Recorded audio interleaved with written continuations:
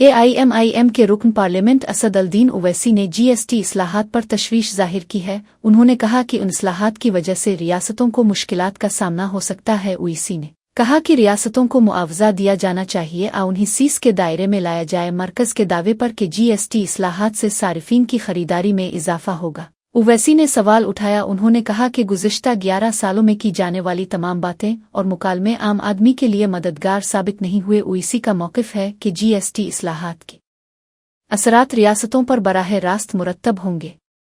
उन्होंने कहा कि हुकूमत को अवामी मुफाद को अव्वलीन तरजीह देनी चाहिए। रुकन पार्लियामेंट ने रियासती मालियाती इस्तेहकाम की ज़रूरत पर जोर दिया। ओवैसी ने कहा कि इस्लाहात के दौरान आम आदमी की मुश्किलात को कम से कम किया जाना चाहिए। इस मामले पर पार्लिमानी सतह पर भी बहस की ज़रूरत है ताकि मुनसिफाना फैसले किए जा सके।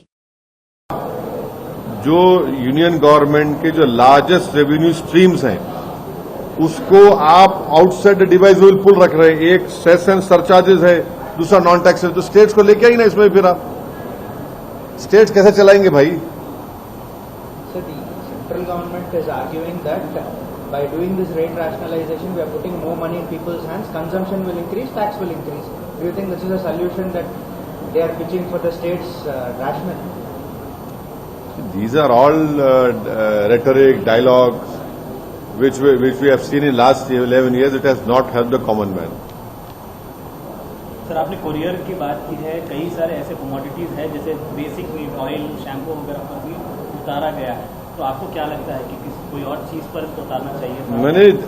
मैंने आपसे कहा ना कि मिसाल के तौर पर जो रिफंड प्रोविजन है इनपुट टैक्स क्रेडिट का, इसमें कोई प्रोविजन ही नहीं है रिफंड का।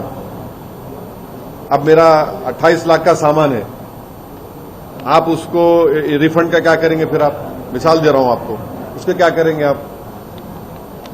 तो ये चीजें हैं। अब जो आपका इनपुट मटेरियल है टेक्सटाइल का, फुटवेयर का, वो हायर फिनिश गुड से ज्यादा है, वो उसको क्या करेंगे आप?